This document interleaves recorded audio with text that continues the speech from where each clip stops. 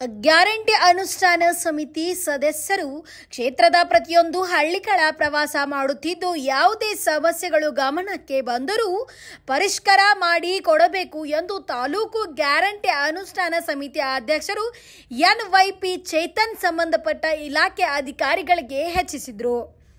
ಪಟ್ಟಣ ಪಂಚಾಯಿತಿ ತಾಲೂಕಾ ಪಂಚಾಯಿತಿ ಸಭಾಂಗಣದಲ್ಲಿ ಬುಧವಾರ ಗ್ಯಾರಂಟಿ ಅನುಷ್ಠಾನ ಸಮಿತಿಯ ಪ್ರಗತಿ ಪರಿಶೀಲನೆ ಸಭೆಯಲ್ಲಿ ಮಾತನಾಡಿದರು. ಮೊಳಕಾಲ್ಮೂರು ಕ್ಷೇತ್ರದ ಪ್ರತಿಯೊಂದು ಹಳ್ಳಿಗಳಲ್ಲಿ ಇರುವ ಪ್ರತಿಯೊಬ್ಬ ನಾಗರಿಕರಿಗೆ ಪಂಚ ಗ್ಯಾರಂಟಿ ಯೋಜನೆಗಳಿಂದ ವಂಚಿತರಾಗಬಾರದು. ಕೆಲವೊಂದು ಹಳ್ಳಿಗಳಲ್ಲಿ ನಾಗರಿಕರಿಗೆ ಬೆಸ್ಕಾಂ ಇಲಾಖೆಯಿಂದ ಹೆಚ್ಚಿನ ಬಿಲ್ ಬರುತ್ತಿದ್ದು ಅಧಿಕಾರಿಗಳು ಗಮನಿಸಬೇಕು. ಸಿಡಿಪಿಒ ಇಲಾಖೆ ಅಧಿಕಾರಿಗಳು ಹೆಚ್ಚಿನ ಶ್ರಮ ವಹಿಸಿ ಕೆಲಸ ಮಾಡುತ್ತಿದ್ದಾರೆ ಎಂದು ತಿಳಿಸಿದರು. ಮಹಿಳಾ ಮತ್ತು ಮಕ್ಕಳ ಕಲ್ಯಾಣ ಇಲಾಖೆ ಸಹಾಯಕ ನಿರ್ದೇಶಕರು ವಿನಯ್ ಕುಮಾರ್ ಮಾತನಾಡಿ, ನಮ್ಮ ಇಲಾಖೆಯು ಬೇರೆ ತಾಲೂಕಿಗೆ ಹೋಲಿಸಿದರೆ ಹೆಚ್ಚಿನ ಪ್ರಗತಿ ಹೊಂದಿದೆ. ಆದರೂ ನಾವು ಶ್ರಮ ವಹಿಸಿ 100% ಸಂಪೂರ್ಣ ಕೆಲಸ ಮಾಡಲು ಪ್ರಯತ್ನ ಪಡುತ್ತೇವೆ ಎಂದು ತಿಳಿಸಿದರು. ಕಾರ್ಯಕ್ರಮದಲ್ಲಿ ತಾಲೂಕು ಪಂಚಾಯಿತಿ ಸಹಾಯಕ ನಿರ್ದೇಶಕರು ಗಣೇಶ್ ಮಾತನಾಡಿ, ಜಿಲ್ಲಾ ಸಮಿತಿ ಶಿಫಾರಸು ಮೇರೆಗೆ ಪ್ರತಿಯೊಂದು ಗ್ರಾಮ ಪಂಚಾಯಿತಿಯಲ್ಲಿ ಸಭೆ ನಡೆಸಿ ಸಮಸ್ಯೆಗಳಿಗೆ ಪರಿಷ್ಕರಣೆ ಮಾಡಬೇಕು ಎಂದು ತಿಳಿಸಿದರು. ಗ್ಯಾರಂಟಿ ಅನುಷ್ಠಾನ ಸಮಿತಿ ಸದಸ್ಯರು ವಿಜಯ್ ಕುಮಾರ್ ಮಾತನಾಡಿ, ಪ್ರತಿ ಗ್ರಾಮ ಪಂಚಾಯಿತಿಗಳಲ್ಲಿ ಬೀದಿ ಬೀದಿ ದೀಪ ಹಗಲು ಹೊತ್ತಿನಲ್ಲಿ ಉರಿಯುತ್ತಿದ್ದರೂ ಬೆಸ್ಕಾಂ ಇಲಾಖೆ ಹಾಗೂ ಗ್ರಾಮ ಪಂಚಾಯಿತಿ ಅಧಿಕಾರಿಗಳು ಮೌನ ವಹಿಸಿದ್ದಾರೆ. ಇದಕ್ಕೆ ಸೂಕ್ತ ಕ್ರಮ ತೆಗೆದುಕೊಳ್ಳಬೇಕು. ಬೆಸ್ಕಾಂ ಇಲಾಖೆಯಲ್ಲಿ ಗ್ಯಾರಂಟಿ ಅನುಷ್ಠಾನ ಸಮಿತಿ ಪ್ರಾರಂಭ ಮಾಡುವ ಮೊದಲು ಆಯಾ ಮನೆಗಳಲ್ಲಿ ಬಳಸಿದ ಯೂನಿಟ್ಗೆ ಹೆಚ್ಚುವರಿಯಾಗಿ 10% ಯೂನಿಟ್ ಮಾತ್ರ ನಾವು ಪ್ರತಿ ತಿಂಗಳು ಬಳಸಬಹುದು. ಅದಕ್ಕಿಂತ ಹೆಚ್ಚು ಯೂನಿಟ್ ಬಳಸಿದರೆ ಗೃಹ ಜ್ಯೋತಿ ಬಳಸುವ ಗ್ರಾಹಕರೇ ಕಟ್ಟಬೇಕು. ನೀವು ಯಾವುದೇ ಕಾರಣಕ್ಕೂ 200 ಯೂನಿಟ್ ಬಳಸುವಂತಿಲ್ಲ. ಕಣ್ಣುಕುಪ್ಪೆ ಗ್ರಾಮದ ಹತ್ತಿರ ಒಂದು ಬೆಸ್ಕಾಂ ಪವರ್ ಯೂನಿಟ್ ಮಾಡುವ ಪ್ರಯತ್ನ ಮಾಡುತ್ತಿದ್ದೇವೆ. ಪ್ರತಿ ಹಳ್ಳಿಯಲ್ಲಿ ಲೈನ್ ಮ್ಯಾನ್ ಇರಲು ತಿಳಿಸುತ್ತೇನೆ ಎಂದು ಬೆಸ್ಕಾಂ ಇಲಾಖೆ ಅಧಿಕಾರಿ ಚಂದ್ರಕಾಂತ್ ತಿಳಿಸಿದರು. ಕಾರ್ಯಕ್ರಮದಲ್ಲಿ ಗ್ಯಾರಂಟಿ ಅನುಷ್ಠಾನ ಸಮಿತಿ ಸದಸ್ಯರು ಸಿದ್ದಬಸಪ್ಪ ಮಾತನಾಡಿ, ಶ್ರೀ ಶಕ್ತಿ ಯೋಜನೆ ಸಂಪೂರ್ಣ ಯಶಸ್ವಿಯಾಗಲು ನಮ್ಮ ತಾಲೂಕಿನ ಹುಣಮಾಡ್ ಗುಡ್ ಸಂತೆ ಗುಡ್ ಬಂಡ್ರಾವಿ ಮಾರ್ಗವಾಗಿ ರಾಂಪುರಕ್ಕೆ ಬಸ್ ಬರಬೇಕು ಹಾಗೂ ಬಳ್ಳಾರಿಯಿಂದ ತಮ್ಮೇನಹಳ್ಳಿ ಕೋನಪುರ ಕ್ರಾಸ್ ರಾಂಪುರ ಸಿದ್ದಾಪುರ ನಾಗಸಮುದ್ರ ಬೈರಾಪುರ ಕೆಳಗಳಹಟ್ಟಿ ಮಾರ್ಗವಾಗಿ ಮೊಳಕಾಲ್ಮೂರು ಬಸ್ ಬರಬೇಕು ಎಂದು ಕೆಆರ್ಟಿಸಿ ಅಧಿಕಾರಿಗಳಿಗೆ ತಿಳಿಸಿದರು.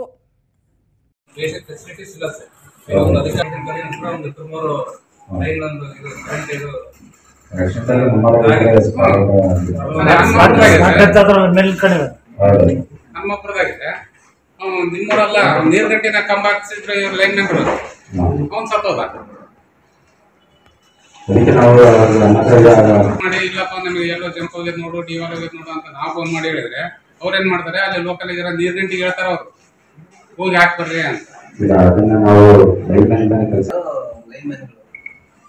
ಅವ್ರಿಗೆ ಸಮಸ್ಯೆ ಆದ್ರೆ ನಮ್ಗೆ ಏನ್ ಹೇಳ್ತಾರೆ, ಅಲ್ಲಿ ನಾವು ಫೋನ್ ಮಾಡಿ ಹೇಳಿದ್ರೆ ಆಗಿದೆ ಬರ್ರಿ ಅಂತ ಹೇಳಿದ್ರೆ ಲೋಕಲ್ ಅಪಾರ್ಟ್ಮೆಂಟ್ ಹೇಳ್ಬಿಡ್ತಾರೆ.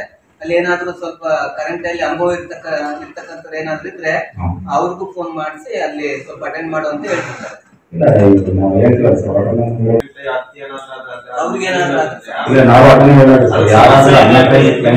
ಸಿಎಂ ಕೂಡ ಅದೇ ಮಾತನ್ನ ಹೇಳಿದ್ರೆ ಗ್ರಾಮ ಪಂಚಾಯತಿ ಸಮಸ್ಯೆನ ಮುಂದೆ ಗ್ರಾಮ ಪಂಚಾಯತಿ ಮಟ್ಟದಲ್ಲಿ ಕೂಡ ಅದೇ ಆ ನಿಟ್ಟಿನಲ್ಲಿ ಹೇಳಿದ್ರೆ ಮುಂದೆ ರಿಪೋರ್ಟ್ ತಯಾರಿಸಬೇಕಾದ್ರೆ ಈ ಫಲಾನುಭವಿಗಳು ಏನು ಪೆಂಡಿಂಗ್ ಇದೆ ಅವು ಯಾವ ಪಂಚಾಯತಿಗೂ ಎಷ್ಟೆಷ್ಟು ಇದೆ ಅಂತ ಕೊಟ್ರೆ ಅವ್ರು ಯಾರ ಅಂತ ಅಲ್ಲೇ ಗೊತ್ತಾಗುತ್ತೆ. ಆ ಸದಸ್ಯರಿಗೆ ಕೂಡ ಇಂಥ ಇದು ಬೆನಿಫಿಟ್ ಸಿಕ್ಕಿಲ್ಲ ಅಂತ ಹಾಗೆ ಅವ್ರು ಚರ್ಚೆ ಮಾಡ್ತಾರೆ.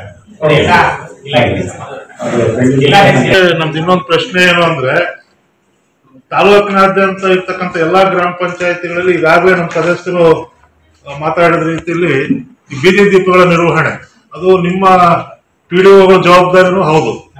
ಸರ್ಕಾರದಿಂದ ಬರ್ತಕ್ಕಂಥ 15-16ನೇ ಹಣಕಾಸಿನ ದುಡ್ಡಿನಲ್ಲೇ ಈ ಬೀದಿ ದೀಪಗಳ ಬಿಲ್ ಅನ್ನ ಮುರಿತೀವಿ. ಅದನ್ನ ಎಸ್ಕ್ರೋ ಅಂತ ಹೌದೇನು ಸರ್? ಅದ್ ನಾವು ಪಂಚಾಯತಿ ಸದಸ್ಯರಾಗಿ ಅಲ್ಲಿ ಚರ್ಚೆಗಳು ಮಾಡಿ ಈ ಬೀದಿ ದೀಪಗಳನ್ನ ಅಗಲೊತ್ತಲ್ಲಿ ಉರಿಸೋದನ್ನ ಕಡಿಮೆ ಮಾಡಬೇಕು ಅಂತ ಬಂದಿಲ್ಲ. ಅದಕ್ಕೆ ಕಾರಣ ಕೆಇಬಿ ಅವರು ಒಂದ್ ರೀತಿ ಹೇಳಿದ್ರೆ PDOಗಳು ನಿಮ್ ಡಿಪಾರ್ಟ್ಮೆಂಟ್ ಅಧಿಕಾರಿಗಳು ಒಂದ್ ರೀತಿ ಉದಾಹರಣೆ ಕೊಡ್ತಾ ಇದೆ. ಆದ್ರೆ ಸಾರ್ವಜನಿಕರ ಹಣ ಏನ್ 15ನೇ ಹಣಕಾಸಿನಲ್ಲಿ ಬರ್ತಾ ಇದೆ ಅದ್ರಲ್ಲಿ ಎಸ್ಕ್ರೋಗೆ ಅಂತ ಇಷ್ಟು ಆಟೋಮೆಟಿಕ್ ಆಗಿ ಅಲ್ಲೇ ಕಟ್ಟಾಗಿ ನಮಗೆ ಬರ್ತಕ್ಕಂಥ ವ್ಯವಸ್ಥೆ ಇದೆ. ಅಷ್ಟು ದುಡ್ಡು ಇವರು ಅಗಲತ್ನಲ್ಲಿ ಉಳಿದ್ರು ಅದು ಬಿಲ್ ಆಗ್ತದೆ, ಬಿಲ್ ರನ್ ಆಗ್ತದಲ್ಲ ಸರ್ ಅದು.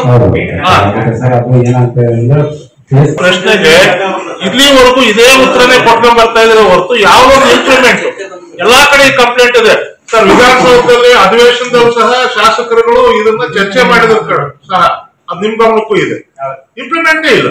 ಈ ಸಮಸ್ಯೆ ಆಲ್ ಓವರ್ ಸ್ಟೇಟ್ ಅಂತ ಅನ್ನೋದಕ್ಕಿಂತ ಮುಖ್ಯವಾಗಿ ನಮ್ಮ ತಾಲೂಕು, ನಮ್ಮ ಗ್ರಾಮ ಪಂಚಾಯತಿಗಳಲ್ಲಿ ನಮಗೆ ಬರ್ತಕ್ಕಂಥ ಹಣದಲ್ಲಿ ಸಾಕಷ್ಟು ದುಡ್ಡು ಈ ಎಸ್ಕ್ರೋ ರೂಪದಲ್ಲಿ ಪೋಲಾಗ್ತಾ ಇದೆ. ಇದನ್ನ ತಪ್ಪಿಸ್ಲಿಕ್ಕೆ ನಾವು ನಿಮ್ಗೊಂದು ಸಲಹೆ ಅನ್ಕೊಳ್ಳಿ, ಇಲ್ಲ ನಮ್ಮ ಸದಸ್ಯರೆಲ್ಲರೂ ಆಗ್ರಹ ಅನ್ಕೊಂಡು ಚಿಂತೆ ಇಲ್ಲ. ಮುಂದಿನ ಸಭೆ ಒಳಗೆ ಇದು ನಮ್ಮ ಗ್ಯಾರಂಟಿ ಪ್ರಗತಿ ಪರಿಶೀಲನಾ ಸಭೆ ವ್ಯಾಪ್ತಿ ಒಳಗೆ ಬರುತ್ತೋ ಬರಲ್ವೋ ನನಗೆ ಗೊತ್ತಿಲ್ಲ. ಆದ್ರೂ ಸಾರ್ವಜನಿಕರ ಹಿತದೃಷ್ಟಿಯಿಂದ ಈ ಒಂದು ಇದನ್ನ ಮಾನ್ಯ ಇಲಾಖೆಯವರು ದಯಮಾಡಿ ಇದ್ರ ಬಗ್ಗೆ ಏನು ನೀವು ಕ್ರಮ ತಗೊಂಡಿದ್ದೀರಿ ಅನ್ನೋದನ್ನ ನಮಗೆ ಲಿಖಿತ ರೂಪದಲ್ಲಿ ಮುಂದಿನ ಸಭೆಯಲ್ಲಿ ನಮಗೆ ಕೊಡಿ. ನಿಮಗೆ ಮುಂದಿನ ಸಭೆವರೆಗೂ ಟೈಮ್ ಇದೆ, ಇದಕ್ಕೆ ಏನ್ ನೀವು ಇದು ಮಾಡಿದಿರಿ ಅನ್ನೋದನ್ನ ನಮ್ಗೆ ಒಂದು ವಿವರಣೆ ಮುಂದಿನ ಸಭೆ ಒಳಗೆ ಕೊಡ್ಬೇಕು. ತಾಲೂಕಲ್ಲಿ ಎಲ್ಲೆಲ್ಲ ಆತರ ಮಾಡ್ಬೇಕಾಗಿದೆ ಒಂದು ನಮ್ಗೆ ಡ್ರಾಫ್ಟ್ ಎಸ್ಟಿಮೇಟ್ ಮಾಡಿಸಿ ಎಷ್ಟು ಅಮೌಂಟ್ ಬೇಕಾಗುತ್ತೆ ಅಂತ ನಮಗೆ ಕೊಟ್ರೆ ನೆಕ್ಸ್ಟ್ ಫೈನಾನ್ಷಿಯಲ್ ಇಯರ್ ಅಲ್ಲಿ ನಾವು ಅದಕ್ಕೆ ಅಮೌಂಟ್ ಇಟ್ಕೊಳ್ಲಿಕ್ಕೆ ಸಾಧ್ಯತೆ ಇದೆ. ಇನ್ನೊಂದು ಇದ್ರ ಬಗ್ಗೆ ಏನಂದ್ರೆ 6ನೇ ಹಣಕಾಸು ಆಯೋಗದಲ್ಲೂ ಚರ್ಚೆ ಆಗಿದೆ, ನೆಕ್ಸ್ಟ್ ಬರೋ ಹಣಕಾಸು ಆಯೋಗದಲ್ಲೂ. ಈಗ ರಾಂಪುರನ ಪೈಲಟ್ ಪ್ರೋಗ್ರಾಮ್ ಆಗಿ ತಗೊಂಡಿದ್ದಾರೆ, ಅಲ್ಲಿ 25 ಲಕ್ಷ ರೂಪಾಯಿ ಸ್ಯಾಂಕ್ಷನ್ ಆಗಿದೆ ಓನ್ಲಿ ಫಾರ್ ಇದಕ್ಕೆ. ಸರ್ಕಾರನೇ ಕೊಡ್ತಿದೆ, ಗ್ರಾಮ ಪಂಚಾಯತಿಯಿಂದ 3 ಲಕ್ಷ ಕೊಡ್ಬೇಕು ಅಂತ ಆದೇಶ ಇದೆ. ಅದನ್ನೆರಡು ಕೊಟ್ರೆ ಅದೊಂದು ಗ್ರಾಮವನ್ನ ಕಂಪ್ಲೀಟ್ ಮಾಡ್ಲಿಕ್ಕೆ ಮಾನ್ಯ ಶಾಸಕರು ಆಯ್ಕೆ ಮಾಡಿ ಕೊಟ್ಟಿದ್ದಾರೆ. ಸೊ ಅದೇ ರೀತಿ ನಾವು ನೆಕ್ಸ್ಟ್ 6th ಫೈನಾನ್ಸ್ ಅಲ್ಲಿ ಅದು ಚಾನ್ಸಸ್ ಇದೆ ಸರ್. ಅಷ್ಟೊಳಗಡೆ ನಮ್ಮಲ್ಲಿ ಡ್ರಾಫ್ಟ್ ಇದ್ರೆ ಯಾವ್ಯಾವ ಗ್ರಾಮದಲ್ಲಿ ಎಲ್ಲೆಲ್ಲಿ ಮಾಡ್ಬೇಕು ಎಷ್ಟೆಷ್ಟು ಅನ್ನೋದಿದ್ರೆ ನಾವು ನೆಕ್ಸ್ಟ್ ಅದನ್ನ ನಾವು 15th ಫೈನಾನ್ಸ್ ಅಲ್ಲಿ ಪ್ರಾವಿಷನ್ ಮಾಡ್ಕೊಳ್ಲಿಕ್ಕಾದ್ರೂ ನಾವು ಅದನ್ನ ವ್ಯವಸ್ಥೆ ಮಾಡ್ತೀವಿ. ಎಲ್ಲದೂ ಒಂದೇ ಸರಿ ಮಾಡಕ್ ಆಗ್ಲಿಲ್ಲ ಅಂದ್ರೆ ಅಟ್ಲೀಸ್ಟ್ ಹಾಫ್ ಆಫ್ ಆದ್ರೂ ಮಾಡ್ಲಿಕ್ಕೆ ನಮ್ಗೆ ಒಂದು ಹೆಲ್ಪ್ ಆಗುತ್ತೆ. ಈಗ ಲಾಸ್ಟ್ ಟೈಮ್ ರಾಮಪುರ ಆದ್ರೂ ಕೆಲವರು ಫ್ಯಾಮಿಲಿ ಅವರು ಬೇರೆ ಕಡೆ ಬೇರೆ ಕಡೆ ಹೋಗ್ತಾ ಇರ್ತಾರೆ. ಕಮ್ಮಿ ಅವರು ಯೂಸ್ ಮಾಡಿದ್ರು ಕೂಡ ಒಂದು ಸಿಬ್ಬಂದಿ ಅವರು ಮತ್ತೆ ಅವರು ರೈಡರ್ಸ್ ಕೆಲವರು ಹೋಗ್ತಾರೆ ಬಿಲ್ ಪಾವತಿಸ್ಕೊಳ್ತಾ ಇದ್ದಾರೆ. ನಮಗೆ ಮೊನ್ನೆ ಶಿಬಿರ ಕಾರ್ಯಕ್ರಮಗಳಲ್ಲಿ ಹಳ್ಳಿಗಳಲ್ಲಿ ಮಾಡಿದಾಗ ಒಂದು ಕಂಪ್ಲೇಂಟ್ ಬಂದಿದೆ. ಏನಾದ್ರು ನಮಗೆ ಸರ್ ಅದರಲ್ಲಿ 200 ಯೂನಿಟ್ಸ್ ಅಂದ್ರೆ ನಮ್ಮ ಔಟ್ಪುಟ್ ಮನೆಗಳು ಏನಾಗ್ತಾ ಇದೆ ಅಂದ್ರೆ 200 ಯೂನಿಟ್ಸ್ ಬಂದ್ಬಿಟ್ಟು ಲಾಸ್ಟ್ ವ್ಯಾಲಿಟಿ ಬರುತ್ತೆ. ಫಾರ್ ಎಕ್ಸಾಂಪಲ್ ನಾವು ಇವಾಗ ಸೆಪ್ಟೆಂಬರ್ ನಲ್ಲಿ ಇದ್ವಿ, ಆಗಸ್ಟ್ ನಲ್ಲಿ ಸುಟ್ಟಿರ್ತಾರೆ, ಸೆಪ್ಟೆಂಬರ್ ನಲ್ಲಿ ಬಿಲ್ ಕೊಡ್ಬೇಕಾದ್ರೆ ಏನಾಗುತ್ತೆ ಅವರು ಸೆಪ್ಟೆಂಬರ್ ನಲ್ಲಿ ಊರಲ್ಲಿ ಇರಲ್ಲ ಅನ್ಕೊಂಡಿರ್ತಾರೆ, ಆಗಸ್ಟ್ ನಲ್ಲಿ ಸುಟ್ಟಿರ್ತಾರೆ. ಅದು ಬಿಲ್ ನಾವು ರೆಕಾರ್ಡ್ ಮಾಡಿ ಕೊಡ್ತೀವಿ ಸರ್. ಹೊರಗಡೆ ಮಾಡಿರ್ತೀವಿ ಅಂತ ಹೇಳಿ ನಮಗೆ ತಂದಿರ್ತಾರೆ. ಏನಾದ್ರೂ ಒಂದು ಟೆಕ್ನಿಕಲ್ ಇಶ್ಯೂ ಇದೆ, ಪ್ರಾಬ್ಲಮ್ ಇದೆ ಅಥವಾ ಏನಾದ್ರೂ ಹೇಗೆ ಏನಂತ ಇಲ್ಲ, ಟೋರ್ನಮೆಂಟ್ ಅಷ್ಟೊಂದು ಮಾತ್ರ ನಾವು ಕೊಡ್ಲಿಕ್ಕೆ ಅವಕಾಶ ಇದೆ, ಅದನ್ನ ಡ್ಯೂರೇಷನ್ ಮಾಡ್ಲಿಕ್ಕೂ ಅವಕಾಶ ಇದೆ. ಯಾವ್ದಾದ್ರು SCPT ಸ್ಕೀಮ್ ಅಲ್ಲಿ ಬಂದ್ರೆ ಅದರಲ್ಲಿ SC/ST ಮನೆಗಳಿಗೆ ಅದು ಸ್ಕೀಮ್ ಅದು PM ಜುಲೈನಲ್ಲಿ ಮಾತ್ರ ಪೆಂಡಿಂಗ್ ಇದೆ ಸರ್. ಅದಕ್ಕೆ ಪ್ರಪೋಸಲ್ ಕಳಿಸಿದ್ವಿ. ನಮ್ದ್ರಲ್ಲಿ ಕೆಲವೊಂದು ಮನೆಗಳಿಗೆ ಅದು ಬಡವರ ಮನೆಗಳಿಗೆ ಅಂತಾನೆ ಅದರಲ್ಲಿ ಟೆಂಡರ್ ನಲ್ಲಿ ಕಳಿಸಿದ್ವಿ ಸರ್. ಅದು ಇನ್ನೂ ಅಪ್ರೂವಲ್ ಆಗ್ತಂತ ಬಂದ ತಕ್ಷಣ ಅದನ್ನು ಕ್ಲಿಯರ್ ಮಾಡಿ ಪಂಚಾಯತಿಂದ ಕರೆಕ್ಟ್ ಕೊಟ್ಟಿರೋದನ್ನು ನಾವು ಆಲ್ರೆಡಿ ಸಬ್ಮಿಟ್ ಮಾಡ್ತಿದ್ದೀವಿ. ಪಂಚಾಯತಿಂದ ತಗೊಂಡಿದ್ದೀವಿ ಸುಮಾರು 300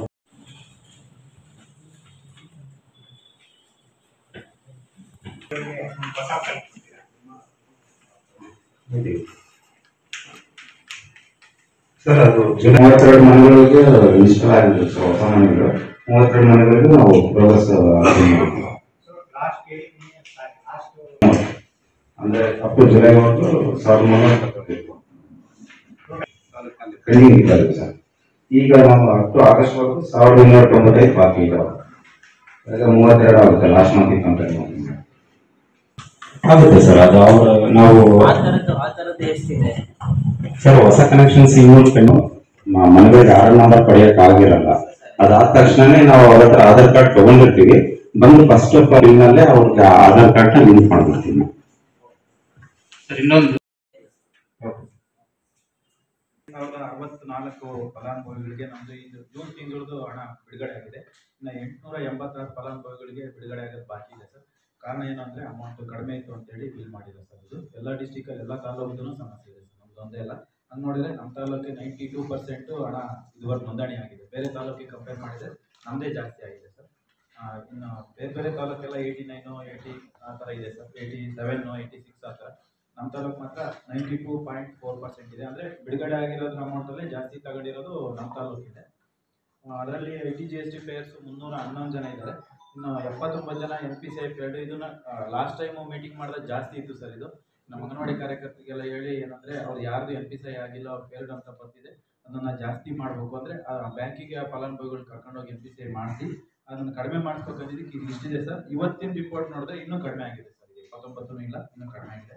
ಇನ್ನು ಡೆತ್ ಕೇಸ್ ಬಂದು ಸರ್ 125 ಇದೆ ಸರ್. ಅದಕ್ಕೆ ಸಂಬಂಧಪಟ್ಟಂಗೆ 2,01,000 ರೂಪಾಯಿನ ನಾವು ಬ್ಯಾಂಕಿಗೆ ಕಟ್ಟಿದ್ದೀವಿ ಸರ್. ಅಂದರೆ ಇದು ಸ್ವಲ್ಪ ನಮಗೆ ಸಮಸ್ಯೆ ಆಗ್ತಿರೋದೇನೆಂದರೆ, ಮುಂಚೆ ಡೆತ್ ಆದವ್ರನ್ನ ನಮಗೆ ಕೊಟ್ಟಿದ್ರು ಸರ್ ಅದನ್ನು ಎಂಟ್ರಿ ಮಾಡೋದಕ್ಕೆ.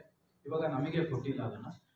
ಡೈರೆಕ್ಟಾಗಿ ಡೆತ್ ಆದರೆ ಬ್ಯಾಂಕಿಗೆ ಗೊತ್ತಾಗುತ್ತೆ. ನಮಗೆ ಅಪ್ರೂವಲ್ ಕೊಡೋಕ್ಕೂ ಕೊಟ್ಟಿಲ್ಲ ಸರ್. ಈಗ ಒಂದು ಸ್ವಲ್ಪ ನಮಗೆ ಹುಡುಕೋದು ಸ್ವಲ್ಪ ಕಷ್ಟ ಆಗ್ತಿದೆ. ಡ್ಯಾಶ್ ಬೋರ್ಡ್ ಕೂಡ ಅದಕ್ಕೆ ಸಿಗ್ತಿಲ್ಲ.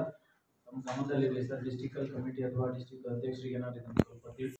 ಇನ್ನು ಕಾರ್ಯಕ್ರಮದಲ್ಲಿ ವ್ಯವಸ್ಥಾಪಕರು ನಂದೀಶ್, ಮಹಿಳಾ ಮತ್ತು ಮಕ್ಕಳ ಕಲ್ಯಾಣ ಇಲಾಖೆ ಅಧಿಕಾರಿ ವಿನಯ್ ಕುಮಾರ್, ಬೆಸ್ಕಾಂ ಇಲಾಖೆ ಚಂದ್ರಕಾಂತ್ ರೆಡ್ಡಿ, ಆಹಾರ ಇಲಾಖೆ ಗೀತಾಂಜನೇಯ, ಗ್ಯಾರಂಟಿ ಅನುಷ್ಠಾನ ಸಮಿತಿ ಸದಸ್ಯರುಗಳಾದ ಪಾಲಯ್ಯ, ಲೋಕೇಶ್ ಪಲ್ಲವಿ, ಗೋವಿಂದಪ್ಪ, ಸಿದ್ದಬಸಪ್ಪ, ವಿಜಯಕುಮಾರ್, ಸುರೇಶ್ ರಾಯ್ಪುರ್, ನರಸಿಂಹರೆಡ್ಡಿ, ಮೊಹಮ್ಮದ್ ರಫಿ, ಇಸ್ಲಾಮಿಲ್, ಕೃಷ್ಣಪ್ಪ ಹಾಗೂ Hanumapur Hanumanthappa ಭಾಗವಹಿಸಿದ್ರು. Thanks for watching Read, Discuss and Debate with editor Dr. Yan Prashant Rao. Wanted reporters in print, digital and visual media for Bharat Vaibhav Daily Newspaper, BV News 5 Channel and BV Fast Web News from all the talukas of Karnataka, Goa and Maharashtra. If interested, send your resume to 9019229369.